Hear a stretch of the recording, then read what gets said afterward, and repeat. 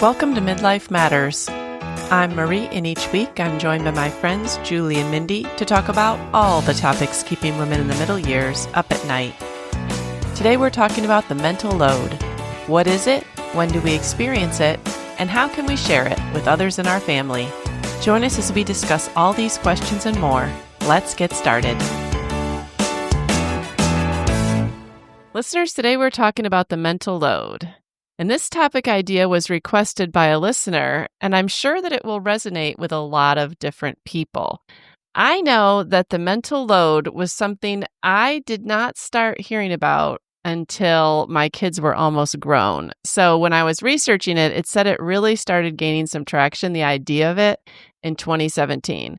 So that's probably why most of my child rearing and parenting and marriage years, this wasn't really a concept that I was familiar with. But I kind of wish I could go back in time and be familiar with it. But it's still applicable even if your kids are growing and changing, because the mental load just becomes different. So we want to talk about the mental load for midlife women. We also want to touch on what the mental load was for us when our kids were younger, what we think it might be in the future. So I think this will be a good discussion. Are you looking forward to this, Julie and Mindy? Yeah, I'm assuming, Marie, that you mean you did feel it before 2017. You just didn't have a name for it. Yes, I did not have a neighbor. I didn't know it was, I just thought it was normal life. And I didn't understand that. I just thought it was what you did. But then once I heard about it, I was like, hey, yeah, that really makes a lot of sense. I'm not so sure it's not normal, but we can talk about that later. Ooh, this is going to be interesting. Yeah. So anyways, for people that do not know the term mental load, why don't we define it, describe it? Julie, do you want to give your best stab at that? Well, I think it's kind of the invisible mental and probably more for me emotional load that I felt like I carried in my household and family. To be clear, this isn't about like who does more work, you or your husband, or it's more like what kind. We're kind of defining what kind of work. I read somewhere it was kind of like an invisible backpack. And I think the thing that really makes it, that defines it the most is like, this is work that you can take with you anywhere and do anytime. So, in bed You're at never night, off. You're on never off. vacation. Yes, on vacation, in church, like this can be happening anywhere, anytime. Right. One of the definitions on the internet is mental load refers to the cognitive and emotional effort involved in managing and coordinating tasks, responsibilities, and relationships. It encompasses the invisible work of planning, organizing, anticipating, and making decisions to maintain a household or family. Then it has a lot of subsets that we'll probably get into later. Mindy, what's your reaction like to that term? Do you have like a definition that you kind of say to yourself, or have these kind of covered them? Yeah, I feel like it's all the things for me that create a lack of peace. Like when I think about, oh, I'm exhausted and I go to try to rest and I can't rest because I'm the one that's bringing all of it to the place of rest with me. Like I can't lay it down. I can't write it down. I can't give it to someone else. It's the things that literally the only way I can find peace is giving it to the Lord. And it's a miraculous rest then that happens. And so honestly, it's just like, yeah, I'd like to take a vacation from my own brain, but it follows you everywhere you go. So Yeah, it's kind of the constancy of it too, like the constant exercise of not forgetting things. yeah, I'll say that's part of it. It doesn't have to be bad stuff. Like, No.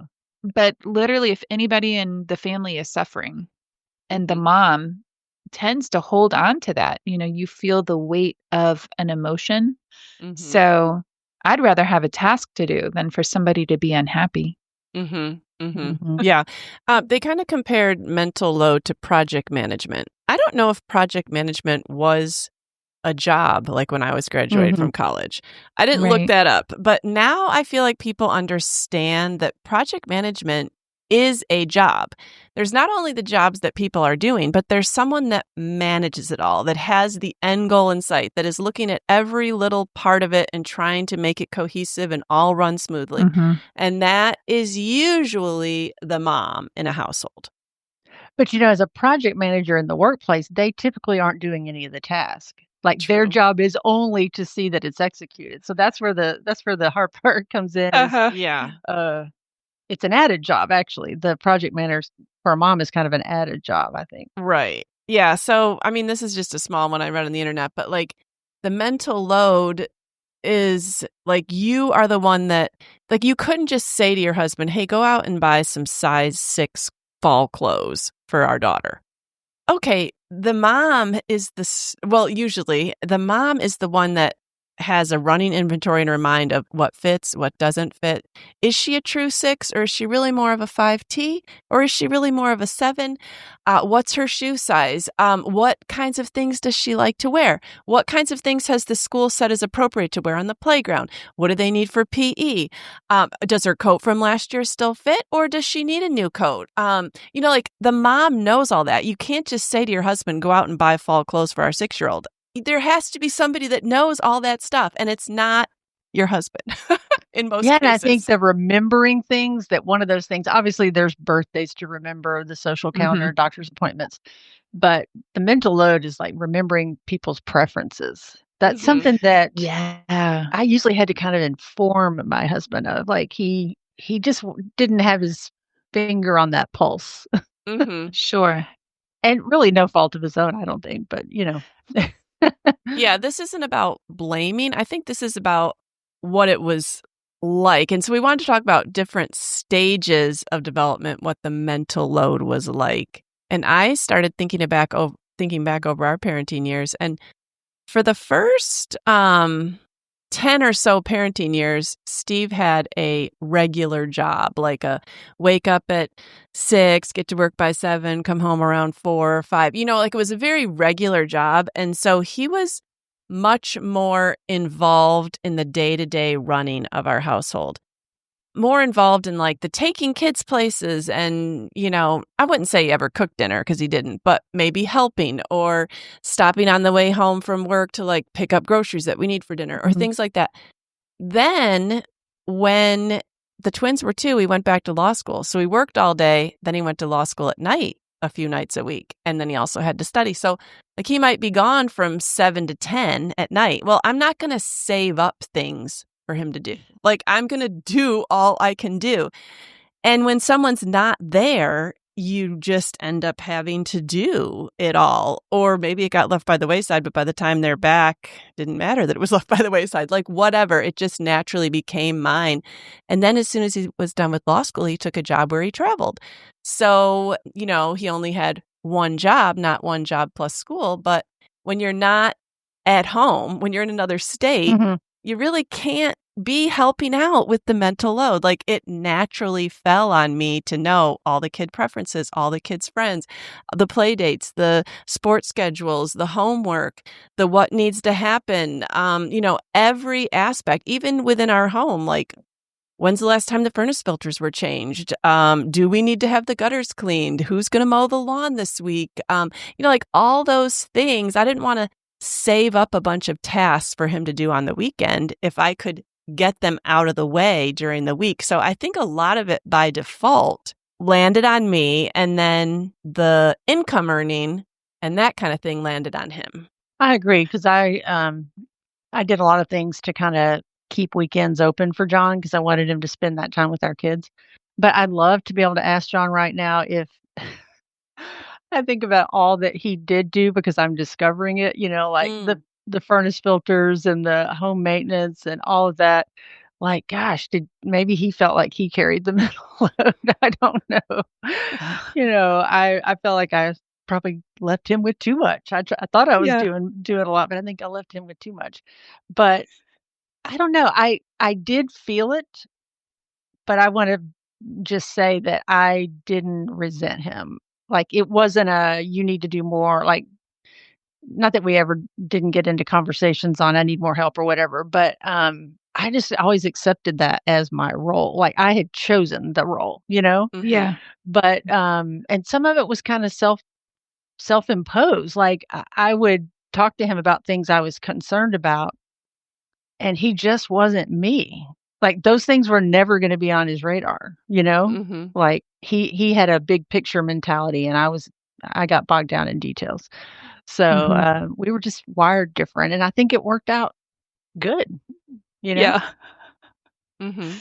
I do know coming into the job of motherhood and house planning and preparing things and holidays and for children and just all that it takes for each of those things to happen, I was really bad at that job. Like, I naturally am not very organized. I naturally am more creative. I naturally want to fly by the seat of my pants and have fun and, you know, like, let's go outside. Let's go on an adventure. Let's, Mhm. throw caution to the wind and let's walk through the grass barefoot and pick flowers.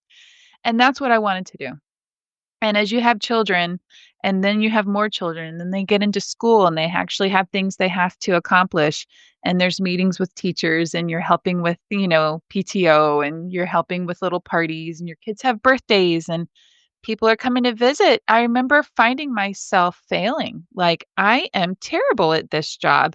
And thankfully, right about that time, smartphones came along. And I say that because if I still had clothes back from that time frame, I would find notes in lots of different pockets of jackets and jeans and shorts of things that I was supposed to be accomplishing, trying to not let it fall through the cracks. But I remember by the time the fourth kid came along and he got in school, things were falling through the cracks that I tried so hard to carry it all, remember it all, and I couldn't.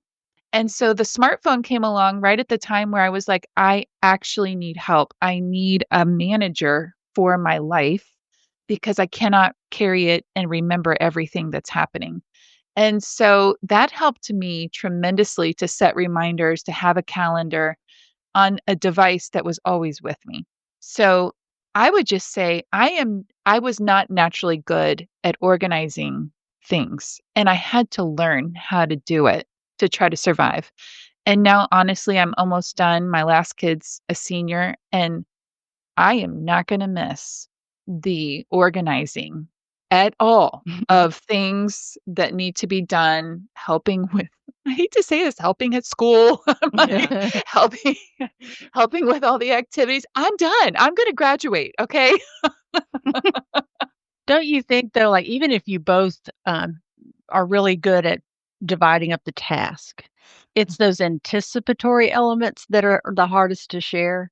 Because you can look like I know John would say, what do you need help with? And here's, like it looks like everything's done, but in my mind, I've moved on to the things that are coming up. Like, Mhm. Mhm. oh, everybody's going to need shoes before this, or Mhm. we're having our picture made and nobody has a haircut. Like Mhm. I Mhm. don't know, John just didn't see those things, those Mhm. were just always in my mind to think about because I was a stay ahead person. Like I was always trying to plan ahead, and that just got to be overwhelming when you were Mhm. doing that for 5 people. Uh-huh. Yeah. I think amongst the 3 of us, since we primarily stayed at home, the mental load, I don't know if we were quite as bothered by it. We probably saw it more as our role. I think where I would really dig my feet in, and I can really sympathize, like when I get on a Reddit thread and stuff, and it's women that work full time and they're carrying all the mental load. Yeah. Because sometimes that can be termed like the second shift or things like that. And like, there is so much to the mental load. Like, I know that if there's any men or people that do not have kids yet listening to this, they're probably like, oh, big deal. But, like, there was a list of just, like, examples of the mental load, and I don't wanna bore people, but I'm just gonna read some off. Scheduling all the doctor's appointments, keeping track of the daily meals and grocery shoppings, remembering all the birthday gifts, managing household repairs and maintenance, coordinating social activities, monitoring academic progress, planning family vacations. I mean, that's like the first 8. I mean, it keeps on going down into like preparing for guests, arranging play dates, ensuring family members have appropriate clothing for all seasons and events, managing laundry, ensuring pets are fed and have regular vet visits. Keeping up with photos and memories for the family, managing all the mental and emotional well-being of family members. Like there is so much going on. And that, I mean, it's the list is like 3 times as long as I'm reading. Was Those are that just the examples. viral TikTok thing that Oh, went no, it viral? wasn't a TikTok thing. No, I don't have that one, but I'm sure Because there I've have been seen, viral yeah, TikToks. I watched that. She had a list typed up, and it was just pages and pages and pages of things Yeah. that, There's a lot yeah, going on, and it's not possible to hire all that out. No one is going to care about your family as much as you do. right. So, and you would have to, sometimes it's hard to articulate what is needed. Like it's instinctual, it's inbred, I know it while I'm doing it. I can't sit down and explain for you how to do every little detail. Like you either know it or you don't. I don't know. Yeah. Sometimes Well, it and can if you be have hard. to, I yeah, know. and if you have to do that explaining, then it's easier to just do the thing itself than to do that. Yes. Yes. Yeah. I know. I had some friends that really thrived in her family needing her. And that stresses me out. I'm like, I was in the camp of you need to be able to do this yourself for longevity because I am not going to do this for you. And I'm totally fine with you not needing me. In fact, I actually want you to not need me. Let's just enjoy our time together. And so I don't thrive on micromanaging. I don't thrive on planning, on being the party goer. And so this is why like even holidays still stress me out because it's a major planning event and the mom's in charge. Mm-hmm. So I think one of the things that has kind of been a striking difference in my own life, and I think this might be happening to other midlife women because I've talked to some other people that have married children with kids, and they're like, yeah, I noticed that too. I think this is changing generationally. So this term wasn't even a term. I never even heard the term until my kids were almost grown. But today's young parents know about mental load. And I think when you know about something, then you can address it better. And like in my very small subset of people that I know, probably 6 or so, including Julie's Molly, that's married and has kids, I've heard over and over again how much the man does. And one of the most striking things is that several of those young moms feel like they could leave. Example, my daughter who left for 10 days this summer and not even have to leave a note. It's just different. Yeah, and it's not like, "Oh, I'm doing what I'm told." It's they actually know, it's intuitive, like, they know where the shot record is kept. Right, They right. know they Yeah. know which pediatrician to call. They know where the Mhm. doctor is. They know, and I'm Yeah. not saying my husband didn't, but it's just that it seems more intuitive, and I think that's probably because more women are working. Yeah. I mean, it can be personality, but it also is probably driven out of some need. Mm-hmm. I'll say I wish I involved Bryce sooner. Like I'm actually going to take this on myself because he is really good at planning and organizing and throwing parties even like all of this. He's actually loves it. And had I incorporated him sooner, because he's all into it now, but this is over many, many years. Had I incorporated him sooner, like he could have run these things, some of these things so much better, and I would have been a lot less stressed. But I have found that as I have invited him, included him even, he's totally there for it. And I'm like, I should have tapped into this superpower earlier because we could Mm-hmm. have been working as a team. Like one of the best events that we ever did was when Abby was graduating from high school, Grant was turning 16. We were having a huge house full of guests staying with us over days at a time. So lots of cars, people staying in rooms, lots of meals, and two major events happening. And he created an Excel spreadsheet with where people would park, what meals would be done, who's helping with what meal. Mm-hmm. Everything was done and planned and so organized. I don't have that skill set, but I was able to navigate. Once there was a plan in place, I can make it happen. But coming up with the plan, I couldn't do that. So literally we joined forces and it was like, "Oh my gosh, where has this been?" And so unfortunately, I did not invite him in early on, but literally I felt like I was like trudging through and failing and forgetting things and just not able to do all things well because there was too much. Mm-hmm.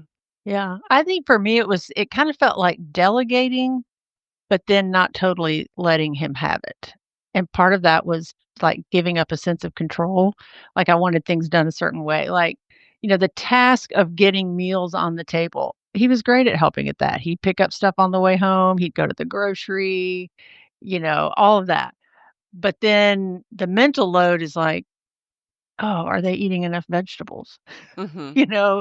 How is this going to affect their growth? And then, then it spirals into some like irreparable problem that's going to happen when they're adults. Like it can just snowball into like these, like, how is this going to affect them in the future? Mhm.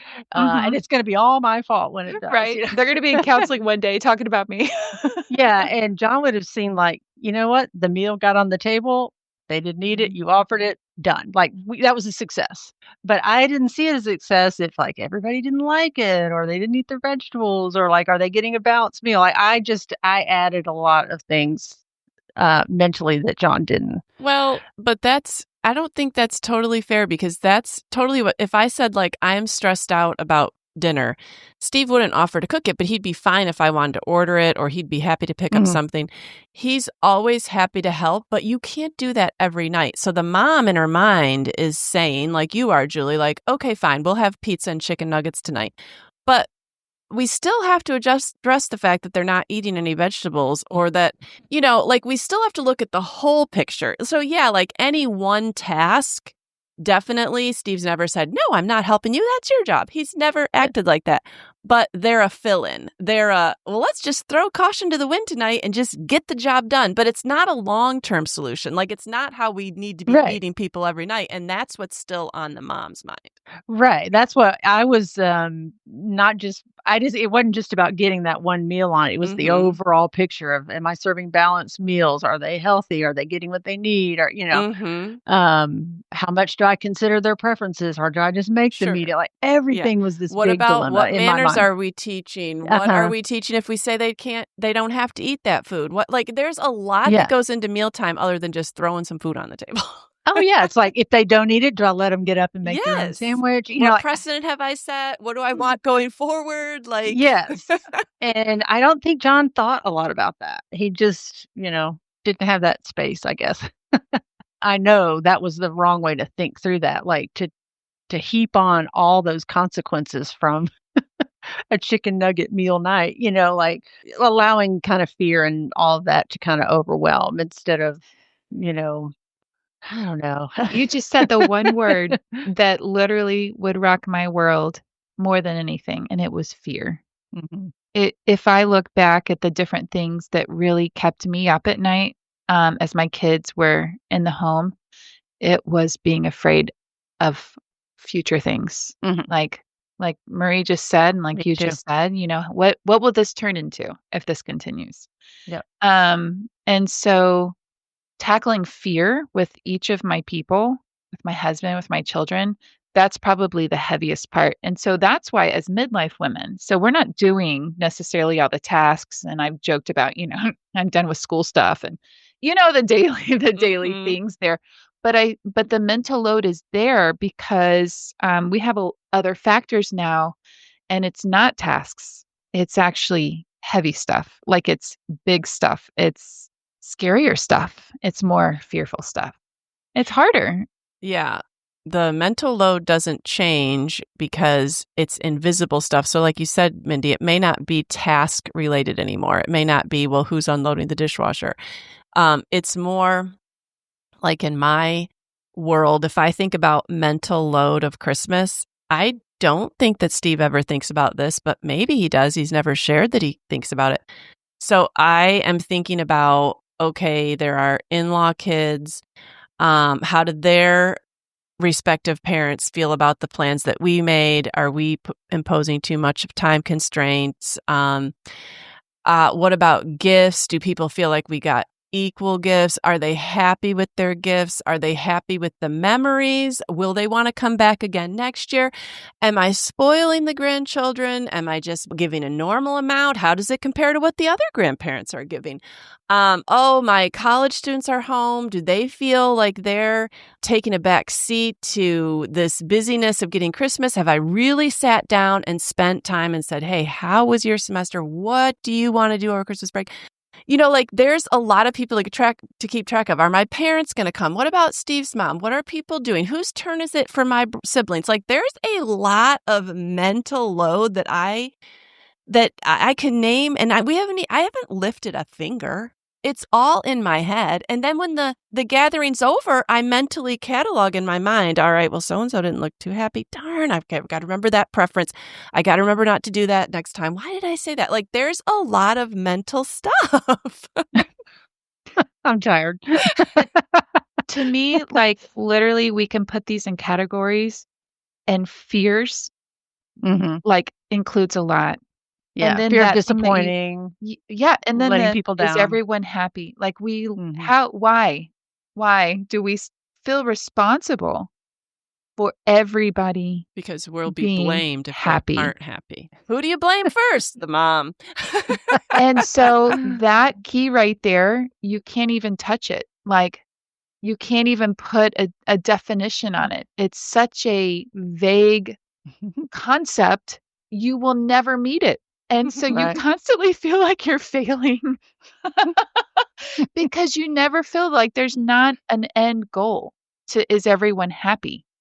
So even now, if the kids happen to come home on a weekend or, like family is visiting and things like that, like you feel responsible to making good memories, everybody getting along, and everybody being happy.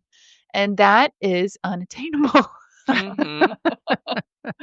Happiness is a byproduct. That's what I'm learning. Happiness is a byproduct. It's not a goal. Yes. Well, the person that wrote is obviously in midlife, and they're obviously experiencing a lot of things. And there are certain aspects of midlife that carry a different mental load. Now, I think the challenge with the midlife mental load is that when everyone's young, moms, everyone's kind of carrying the same mental load. We all can relate to what that mental load is. But as you move into midlife, some people are experiencing circumstances that cause a great deal of mental load, and some people aren't experiencing that circumstance. Like I'm thinking of the sandwich generation. Some people are caring for their parents, but some people are years away from caring for their parents, so they don't have the mental load of that. All the mental loads aren't the same anymore. Like you can't just universally say, well, we're all going through the same stuff. I agree. And that makes the feeling of aloneness in it much more significant because you're right. Not everybody is experiencing, not everybody's a widow. Not everybody's caring for an aging parent. Not everybody, has this going on in their life, whatever. So it is more isolating. Yeah. And you can't always talk about the things you're carrying because it's, like our kids are adults and it's their life. And you don't feel like you can talk about their life necessarily, in a place like I can't just go to, a women's Bible study and be like, oh, my kids, like we're dealing with this and this and this today. Well, no, like I can't share certain things about my kids' lives. And so it also leads you into that loneliness because you have all of this that you're carrying along with you and you can't talk about it. So some of the lists of things that might be affecting people are the sandwich generation. So you might be caring for aging parents, but you also might be caring for your grandchildren. You could be caring for both. Your career might be really amping up and requiring a lot from you, or maybe it's kind of taking a nosedive and you're worried about, hey, am I even going to make it to retirement, or is this going to be enough to get me to retirement? Menopause and perimenopause, start striking in midlife, and dumpster fire. That is a mental load. Like you're like, why is this happening? Is this a problem or is this just a normal symptom?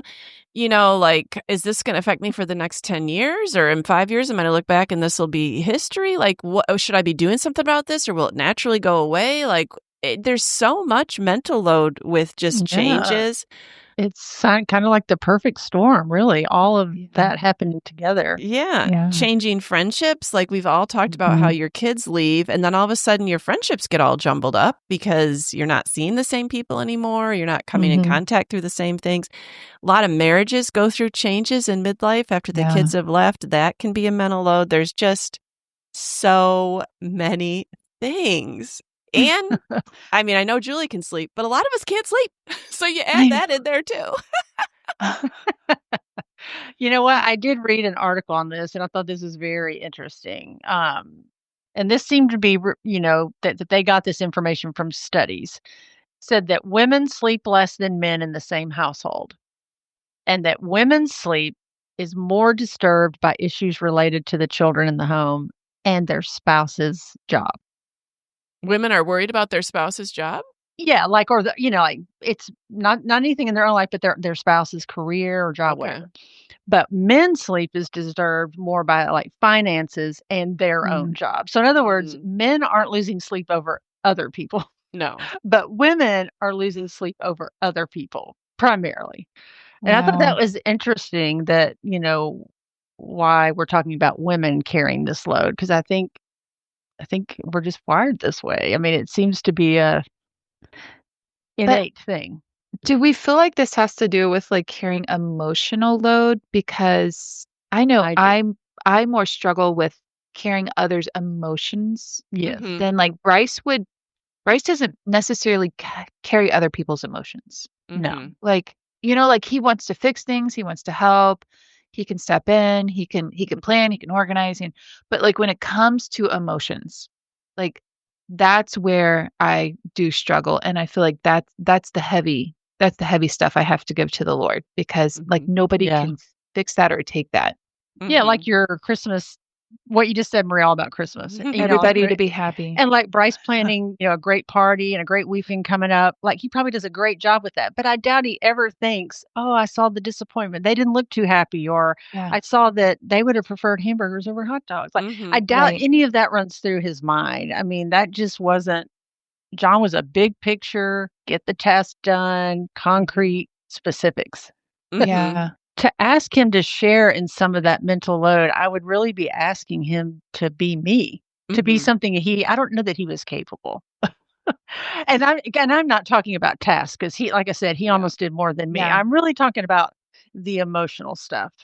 For me, that's what mental load feels like. It's more emotional, which really could translate into worry, which I know is not what God intends for me to worry. Right. So I think that I have felt less of a mental load at this point in my life than I've felt in the past.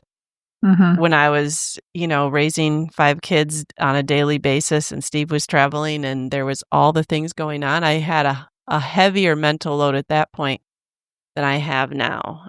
Yeah. Yeah, I definitely think the quantity of it is less, but for me, the heaviness is greater. Like you were saying, Mindy, the things that I carry are more serious, heavier, more concerning, and I really have even less influence and control. So that compounds the feeling, Right. and I know that, and that old saying, like you're only as happy as your least happy child. I'm like, no.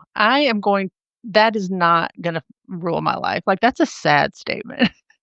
I am fighting against that. Like, that is not gonna be true for me. It's just not, that is not right.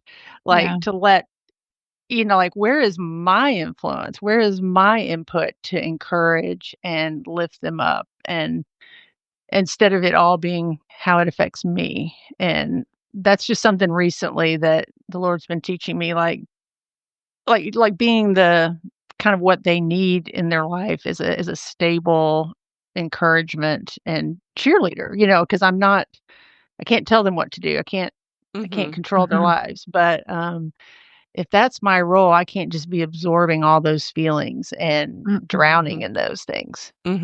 With John passing, the mental load is heavier for you because you even if your husband isn't necessarily feeling all the emotions, they usually are open to talking about them, and then they kind of provide a voice of reason, like, okay, Oh, I yeah. understand why you're kind of spiraling in this, but let's look at it this way. Like a voice of like counterbalance.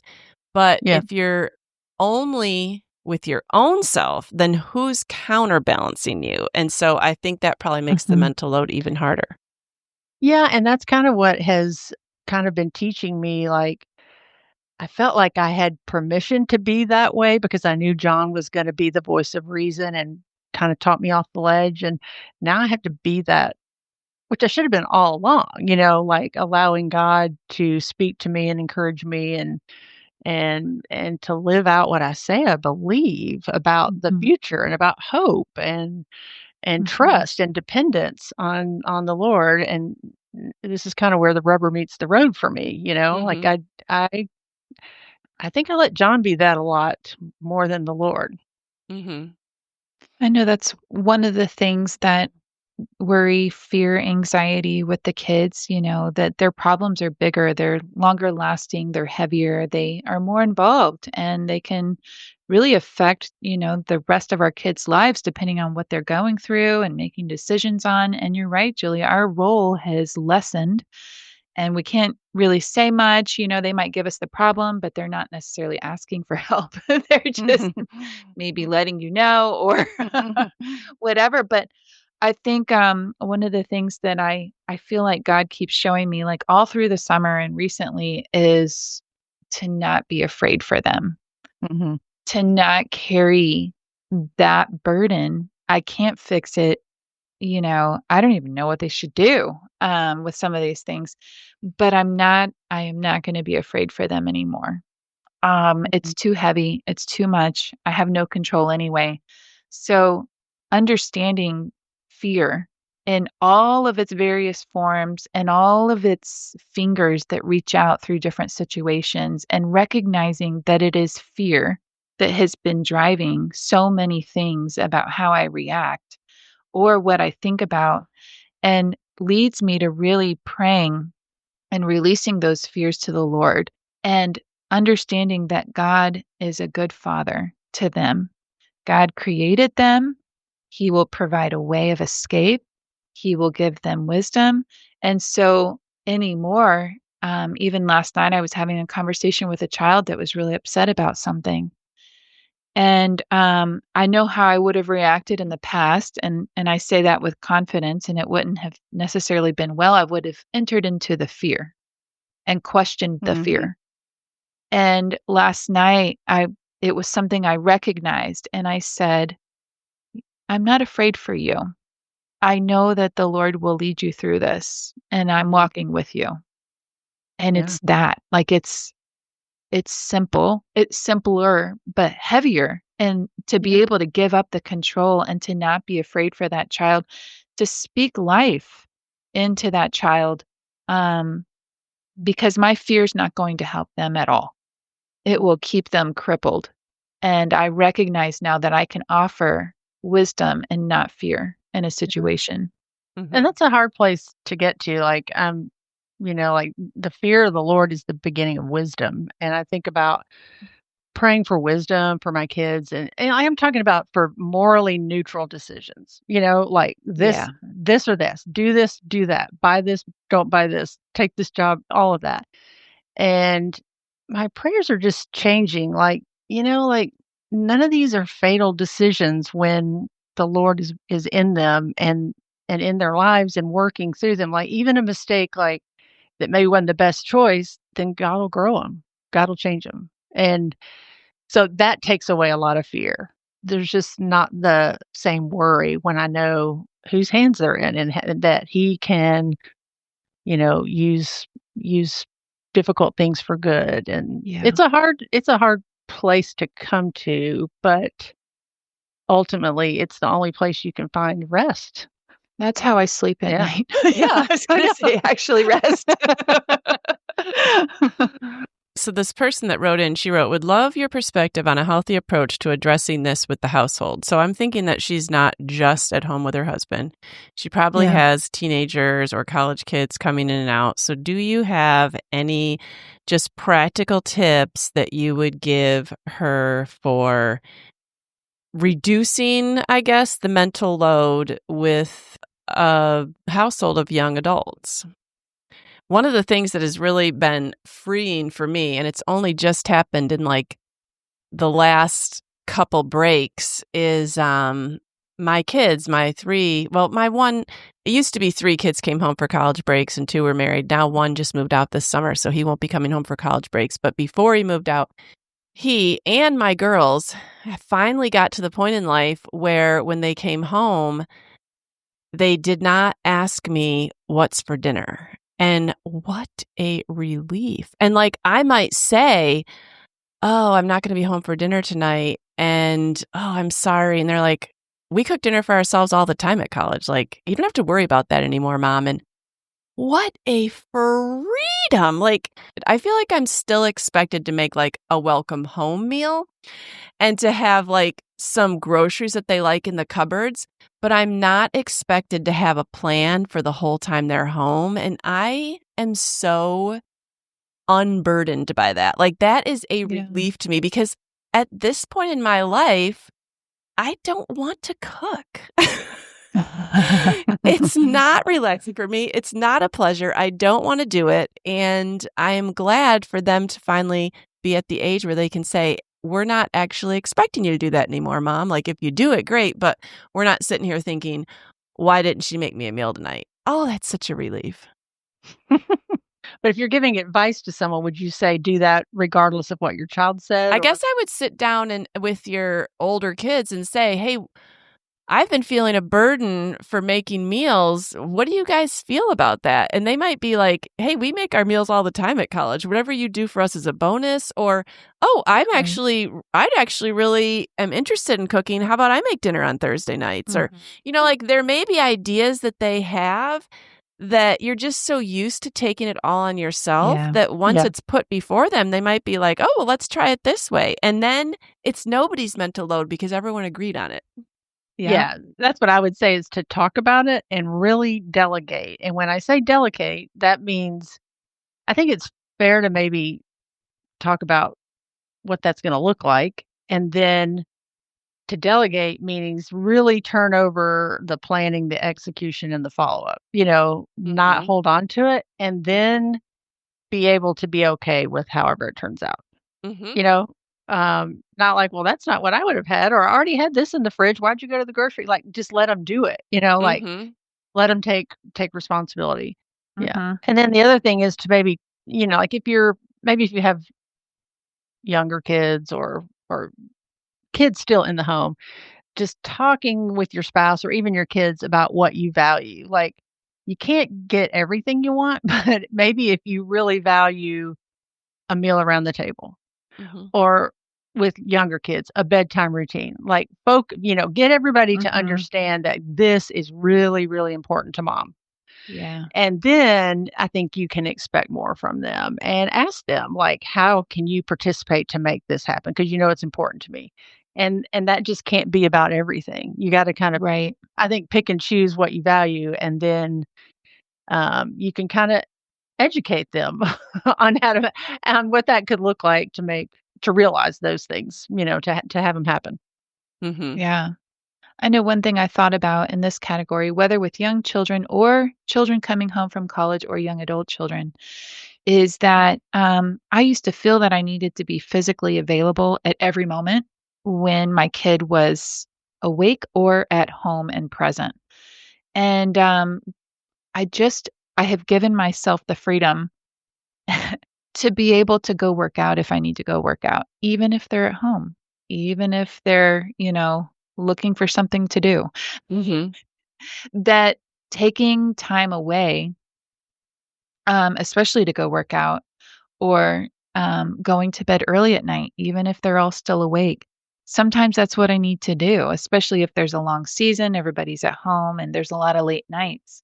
But I want to be present with my children when they're home, and I wanna be present when they're at their when they're excited to see me because 'cause they're not always, ready to hang with mom, um, but I can't hang for as long as they can, or I don't always maybe feel good. Like, sometimes, the perimenopausal hormones are kicking hard and I'm exhausted or, just Mhm. not feeling maybe up to what they're up to, and I don't feel like I necessarily have to just be physically present at all moments. And Yeah. then if I can get away and work out and then come back, they didn't even notice I was gone. Sometimes Yeah. and it's Mhm. okay. Like, I don't have to direct every moment. And Yeah. so I that think was a release for me. that's a really good point, and I think I could have done a better job at that. Like, what job would you be available on call 24/7? Like, you can talk to me about anything, anytime. Like, no, there's no other job in the world. And I think maybe establishing some boundaries, like I'm off duty, like, hey, I'm Mhm. going to bed at 9. Mom goes to bed at 9, Mhm. and I'm not saying every night or like to be Right. legalistic about it, but Mhm. letting them know those things, then they would know, well, I'll have to talk to her about that later or whatever. I think the Everything only I other read though said, how do you explain mental load to your husband? That was the common Oh, that's theme. funny. So Oh, I think it's something that the reason I think it's somewhat just innate and wired is that when it seems to be kind of a universal problem with women and men don't understand it. oh, that's funny. Well, my other suggestion really was, even if you don't feel like it, don't step away from friendships and, community with other women, friends, biblical community, because sometimes you may be more tired or you're struggling a little bit more or you're dealing with maybe some grief or suffering through different things, but leaning into those friendships can really lighten the load because even if you're not talking about the thing or the heaviness, like you are getting together with a friend, you can laugh, you can talk about other things, you can just walk with each other through a season. And so I would just say, as much as you feel like things are a little lonelier as you navigate midlife and beyond, we really need community. And so to stay in touch with your community. Yeah, I think if you know that you're not the only one carrying these things, that you might be able to create a little more space for you to focus on some other things, by expressing Yeah. this to your spouse, just to lighten your load and be able to take care of yourself too. Do things that are good for your health and Mhm. well-being. Hmm. Okay, listeners, we'd love to hear from you. What is your mental load like in midlife? Come and find us on Instagram at Midlife Matters Podcast or email us at midlifematterspodcast@gmail.com. It's time to move into I'm a Fan. Mindy, what are you a fan of this week? I am a fan of not buying new things. Mm. And I say that because I keep seeing, we've talked about this, and I keep seeing this trend of like sustainable fashion. And I have had so much fun being able to like walk into TJ Maxx and not shop like in the clothing section. Like if I'm just going in for like an accessory for a phone or a journal, or something like that that like I actually need Mhm. for my life to function well. Like it's so fun to be able to just walk out and not look at like sometimes I mean there's a season for all things, but right now I enjoy not shopping or not adding any stimuli and reusing the things that I have in fun ways. It has brought me a lot of joy to take certain like those timeless classic pieces, I've Mhm. bought nice things. I have taken some out of my closet and then a couple months later, I might go shop in that other closet and then I'll switch things out. And this has actually been a lot of fun because if you just take certain things out for a month or two, it's like it's brand new again. And so then to be able to pull it back out. And so like I'm enjoying pulling out old scarves. Like it's fall. I Mhm. haven't used scarves in a couple of years. I used to love scarves Mhm. and I got rid of most of them, but I have some left. And like it's just this sustainable fashion, this not buying new things, but having access to things in my closet and using them differently. has actually given me some freedom and joy to like, okay, how, what can I do with this? How can I make this into, a something that's trending right now or whatever. It's been a lot of fun to kind of shop my closet. Yeah. Yeah. Or shop your Yeah. closets. Closet. Yes. That makes it even better. Out of sight, Right. you forget about it. You're like, oh, I'm going shopping. Yeah. Oh, that's good, Mindy. And I think we can always use a reminder that it can be fun not to buy anything too. Yes. It's like a game. Yeah. All right, Julie, what are you a fan of this week? All right, I'm a fan of two things, but I have a book called Every Moment Holy, and it's liturgies for things that happen in life. I mean, it could be like things that are big, like death and loss, but it's also just very like common moments. And yesterday, I lost my dog, Charlie. He's 12. He would be 12 today. Mm-hmm. And I looked up to see if there was a liturgy for a lost dog. Hmm. And there was one for loss of living things. And I just thought that if I can get through this, it said, King of creation, here was your good creature. He was your good creature, O Lord, pondered and called to life by your own compassionate design, which I thought was so beautiful. Mm-hmm. Here was your good creature, and here were the spaces and the days we shared, enjoying the glad company and cheerful fellowship of a fellow creature. And just it's pretty long, but just a way to thank God for the blessings of having a dog, Mm-hmm. and that recognizing that he's not human, Mm-hmm. but he was created by God and given to us to enjoy Mm-hmm. and delight in. And let me see if I can find the end. You are merciful and loving, gentle and compassionate, Lord, caring tenderly for all that you have made. So even now, so that even our sorrow at the loss of this creature will somehow, someday, be met and filled, and in joy made forever complete. Comfort us in the meantime, for the ache of these days is real. And I just thought that was really a neat way to acknowledge the loss Mm-hmm. of a pet. And Mm-hmm. he's not human, but he was part of the family. Mm-hmm. And it just was hard because there was a real connection there to John. And Mm-hmm. I've been dreading this loss because it was inevitable. Charlie was 12 and he's a lab, and Mm-hmm. that's about how long they live, and he was Mm-hmm. really healthy up until the day he wasn't. Mm. And it was kind of unexpected other than his age. Mm-hmm. Mm-hmm. And so I'm just a fan of Charlie. Oh. Always will be. Yeah, Yeah. I'm a fan of Charlie too. Yeah. Yeah, he was a really good dog. He was a big personality, and there's a lot of good memories there. Yeah. Yeah, he'll definitely be missed. All right, moving into my I'm a fan seems kind of like, what should go in this direction? But I picked it before I knew Julie's I'm a fan. Okay, so I'm a fan of a book, and I kind of got into reading this author. Her name is Amanda Skenendor. And so it seems like she writes a lot of maybe historical fiction. And this one was kind of interesting because I guess I thought leprosy had been eradicated, like never had come to America. I don't know. I didn't know that anyone had ever in America dealt with leprosy.